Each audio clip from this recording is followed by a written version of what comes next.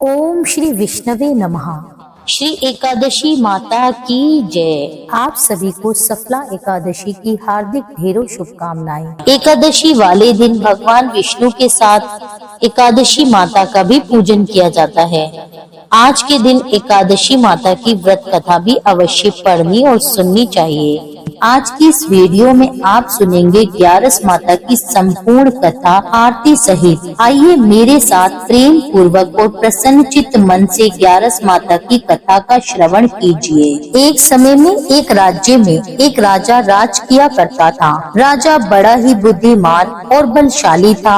राजा हर समय अपनी प्रजा का भला करता था। प्रजा भी अपने राजा से बहुत प्रेम करती थी। राजा की दो पुत्रियां थी। वे दोनों ही पुत्रियों से बहुत प्रेम किया करता था। राजा की छोटी पुत्री देखने में बहुत सुंदर और आकर्षित थी, परंतु राजा की बड़ी बेटी छोटी बेटी की तुलना में कम सुंदर थी। राजा की छोटी बेटी ग्यारस माता की पूजा करती थी और सभी लोग राजा की छोटी बेटी से बहुत प्रेम किया करते थे और उसकी बहुत प्रशंसा भी किया करते थे। इसी कारण राजा की बड़ी बेटी अपनी छोटी बहन से नफरत करती थी। राजा की दोनों बेटियां जब बड़ी हो गई, तब एक पड़ोस में रहने वाला राजकुमार राजा की बड़ी बेटी के लिए रिश्ता लेकर आया, परंतु जैसे ही उस राजकुमार की नजर राजा की छोटी बेटी पर पड़ी, तो वह राजकुमार राजा की छोटी बेटी पर मोहित हो गया और उससे पहली ही नजर में प्रेम कर बैठा। राजकुमार ने राजा की बड़ी बेटी के साथ विवाह करने से मना कर दिया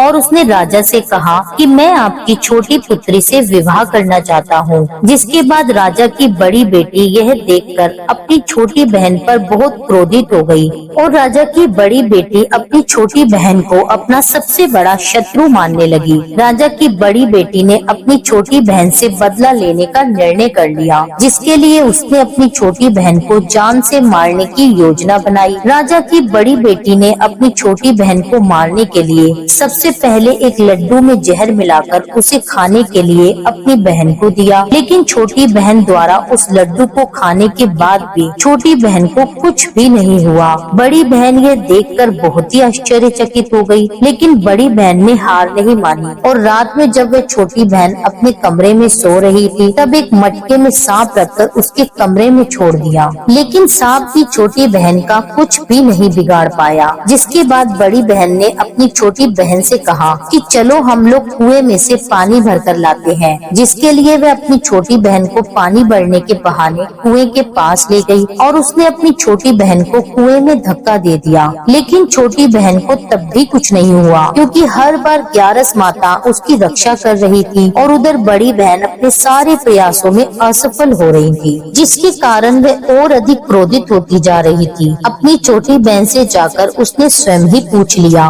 उसने अपनी छोटी बहन से पूछा, तुमको पता है कि भगवान ने सबकी मृत्यु एक निश्चित समय पर लिखी हुई है और कैसे तुम्हारी मृत्यु होगी, क्या तुम जानती हो? तब छोटी बहन ने बड़ी बहन को बताया, हाँ मैं जानती हूँ मेरी मृत्यु कैसे होगी। छोटी बहन से यह सुनकर बड़ी बहन मन ही मन बहुत प्रसन्न हुई और उसने अपनी छोटी बहन से कहा कि तुम मुझे अपनी मृत्यु का राज बताओ। छोटी बहन ने अपनी बड़ी बहन से कहा कि मेरी मृत्यु तो एक तोते में है, जो तोते के गले में एक हार है उससे मेरी मृत्यु होगी। जब तक कोई भी व्यक्ति तोते को मारकर वह हार अपने गले में पहनेगा तो मैं मूर्छित हो जाऊंगी और जैसे ही उस हार को अपने गले से उतारेगा तो मैं वापस से जीवित हो जाऊंगी। अपनी छोटी बहन का यह राज सुनकर बड़ी बहन बहुत प्रसन्न हो गई और उसने अपनी छोटी बहन को मारने के लिए उसके पालतू तोते को ढूंढना शुरू कर दिया और छोटी बहन को इस बात का आभास भी हो गया था कि कोई उसकी जान लेना चाहता है, जिसके लिए वह अपने पिता के पास गई और उसने अपने पिताजी से कहा कि हे पिताजी, मेरी मृत्यु के बाद आप मुझे जलाइएगा मत, बल्कि आप मुझे अपनी पुरानी वाली हवेली में एक पलंग पर लेटाकर छोड़ दीजिए। अपनी छोटी लड़की की यह बात सुनकर राजा बड़ा ही हैरान हुआ।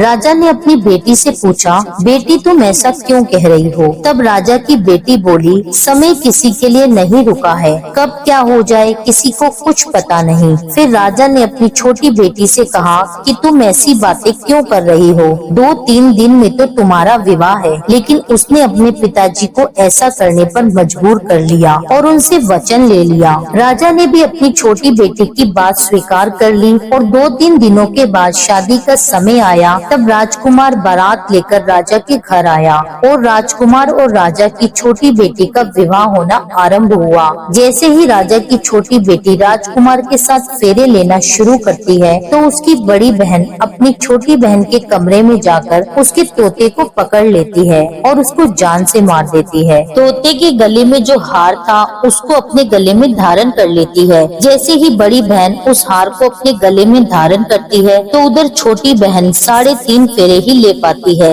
और वहीं पर बेहोश होकर गिर जाती है। जिसके बाद राजा ने बड़े बड़े हकीमों वैद्यों को बुलवाया, पर अपनी छोटी बेटी का इलाज करने के लिए राजा की बात सुनकर वैद्य ने छोटी बेटी को जब चेक किया तो राजा को बताया कि आपकी छोटी बेटी ना तो जीवित है और ना ही मृत है। मैं ऐसा पहली बार देख रहा हूँ। राजा ने सारे वैद्य हकीमों को यह बात बाहर बताने से मना कर दी और उनको कहा, अगर ये बात तुमने किसी को बाहर कही तो हम तुम्हें मृत्यु दंड दे देंगे। राजा ने अपनी छोटी बेटी को पुराने महल में जाकर एक पलंग पर लेटा दिया और वहाँ पर कुछ सैनिकों को तैनात कर दिया। राजा वापस अपने महल में लौट आया। राजा की बड़ी बेटी अपने पिताजी के पास आई और कहने लगी, पिताजी, अगर ये शादी संपन्न नहीं हुई तो आपकी इज्जत का क्या होगा? आप कहें तो मैं आपकी इज्जत बचाने के लिए राजकुमार से विवाह करने के लिए तैयार हूँ। जिसके बाद राजा ने अपनी बड़ी बेटी की बात मान ली और राजा ने अपनी बड़ी बेटी को छोटी बेटी का जोड़ा पहनाकर विवाह मंडप में बिठा दिया। परंतु राजकुमार ये जान गया कि ये राजा की छोटी बेटी नहीं है बल्कि ये राजा की बड़ी बेटी है। लेकिन जब राजकुमार ने विवाह करने से मना किया तो सभी लोगों ने राजकुमार को विवश करके बचे हुए फेरों को संपन्न करा दिया और विवाह करवा दिया। जिसके बाद राजकुमार राजा की बड़ी बेटी को अपने साथ महल में ले गया। अब राजकुमार राजा की बड़ी बेटी से ना तो बात किया करता था और ना ही उसको पसंद करता था। राजकुमार ने ये फैसला लिया था कि वह अपनी प्रेमिका को ढूंढ कर रहेगा और यह जानकर रहेगा कि उसके साथ क्या हुआ है। एक दिन राजकुमार अपने घोड़े पर सवार होकर राजा के पुराने महल के पास पहुंच गया, जहां पर उसने कुछ सैनिकों को देखा। महल के पास पहुंचकर राजकुमार ने ध्यान से देखा तो वह समझ गया कि यह तो हमारे ससुर जी का महल है। तब राजकुमार ने सैनिकों से पूछा कि तुम लोग यहाँ क्या कर रहे हो और इस महल के अंदर उस पलंग पर कौन लेटा है? जिसके बाद सैनिकों ने बताया कि यहाँ पर राजा की छोटी बेटी है। यह सुनकर राजकुमार बहुत ही प्रसन्न हुआ और वह तुरंत अपनी प्रेमिका के पास पहुँच गया और उसकी सेवा करने लगा। जैसे ही रात हुई तो राजा की छोटी बेटी उठकर खड़ी हो गई। राजकुमार ये देखकर बहुत खुश हो गया और उसने उससे पूछा कि तुम यहाँ क्या कर रही हो? तुम मेरे साथ मेरे महल में चलो। राजा की छोटी बेटी ने राजकुमार को सारी बातें बता दी कि मेरी जान एक तोते में बसी थी और मैंने यह बात सिर्फ अपनी बड़ी बहन को बताई थी और मैं जानती हूँ कि उसने ही मुझे मारने का प्रयास किया है। उसके पास एक हार है जिसको वह सुबह पहन लेती है और शाम में उतार देती है। जब तक वह हार सुबह के समय पहनी रहती है तब तक मैं मूर्छित रहती हूँ और जैसे ही वह हार को उतार देती है तो मैं जीवित हो जाती हूँ और जब तक मेरी बड़ी बहन के पास वह हार है तब तक मैं ऐसे ही जीवित और मूर्छित होती रहूंगी। अगर मेरी बड़ी बहन के पास जो हार है वह मेरे हाथ में लग जाए तो मैं हमेशा के लिए जीवित हो जाऊंगी। राजकुमार ने यह बात सुनकर राजा की छोटी बेटी के पास रहने का निश्चय कर लिया और उसने बचे हुए सारे फेरे उस पलंग में लेटी राजा की छोटी बेटी के साथ लिए और अपना विवाह उसके साथ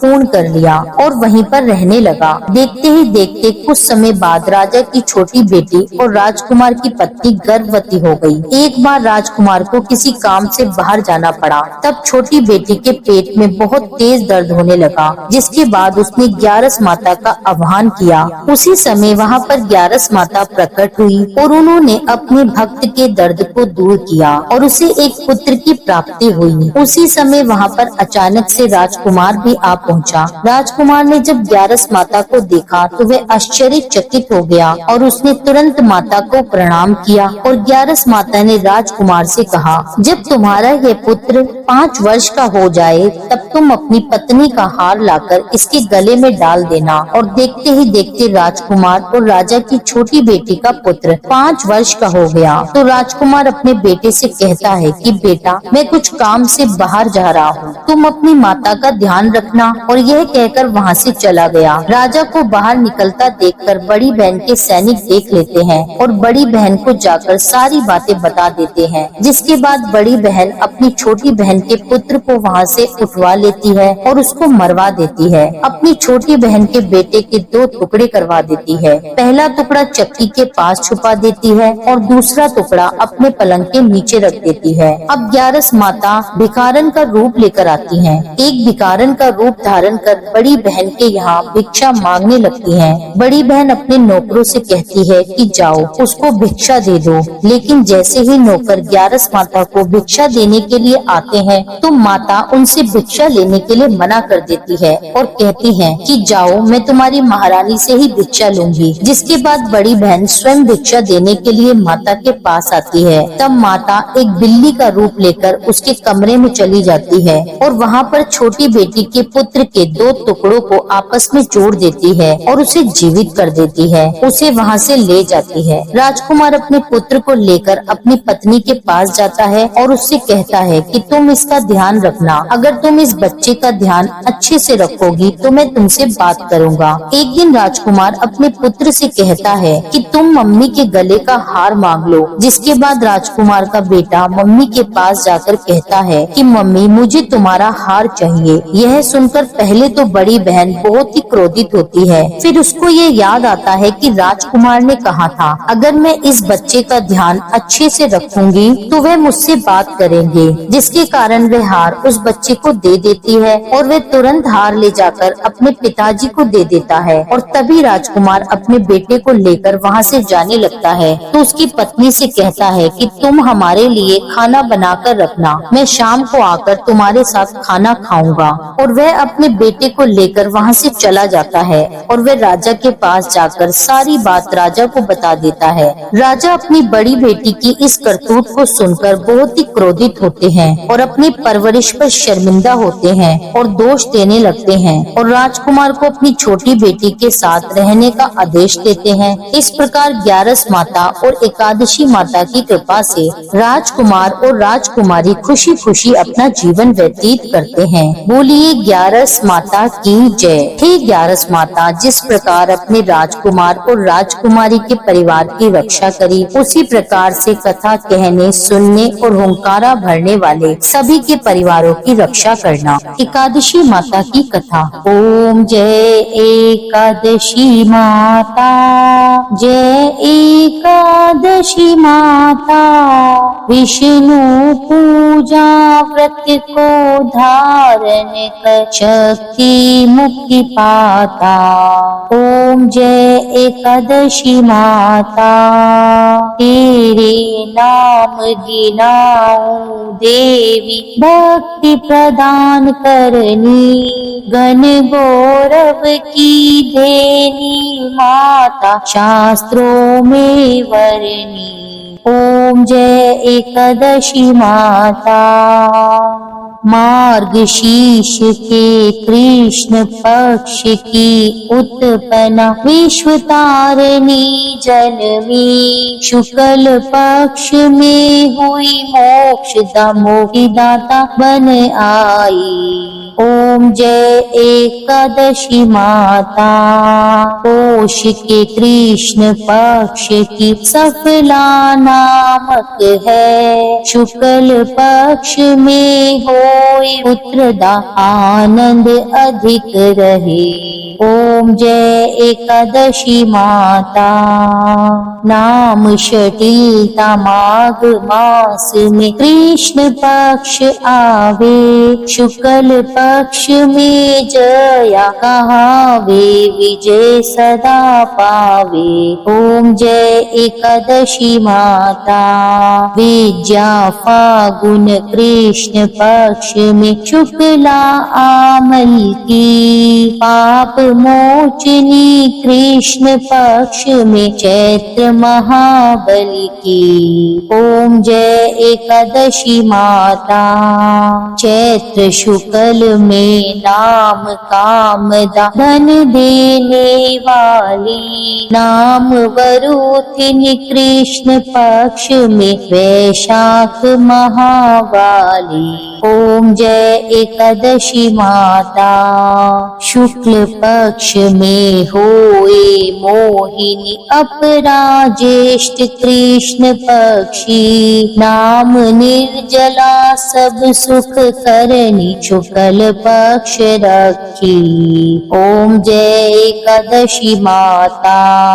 योगिनी नाम आषाढ़ में जानो कृष्ण पक्ष करनी देव शयनी नाम कहायो शुक्ल पक्ष धरनी। ओम जय एकादशी माता। कामिका श्रावण मास में आवे कृष्ण पक्ष कहिए श्रावण शुक्ला होए पवित्र आनंद से रहिए। ओम जय एकादशी माता। अजाभाद प्रद कृष्ण पक्ष की परिवर्तनी शुक्ला इंदिरा आश्विन कृष्ण पक्ष में व्रत से भव सागर निकला। ओम जय जय एकादशी माता। पंपकुशा है शुक्ल पक्ष में आप हरन हारी रमा मास कार्तिक में आवे सुखदायक भारी। ओम जय जय एकादशी माता। देवोत्थान शुक्ल पक्ष की दुख नाशक मैया पावन मास में करो विनती पार करो नैया। ओम जय एकादशी माता। परमा कृष्ण पक्ष में होती जन मंगल करती शुक्ल मास में होए पद्मिनी दुख दरिद्र हरणी। ओम जय एकादशी माता। जो कोई आरती एकादशी की भक्ति सहित गावे जन गुरुदिता स्वर्ग का वासा निश्चय वह पावे। ओम जय एकादशी माता। यह थी एकादशी माता की संपूर्ण कथा और आरती सहित। उम्मीद करती हूँ यह वीडियो आपको पसंद आया होगा। कथा अच्छी लगी हो तो इसके लिए मेरे चैनल को सब्सक्राइब कर लीजिए। वीडियो को लाइक करके कमेंट में लिख दीजिए 11 माता की जय। मिलती हूँ आपसे एक अगली वीडियो में, तब तक के लिए जय श्री राधे।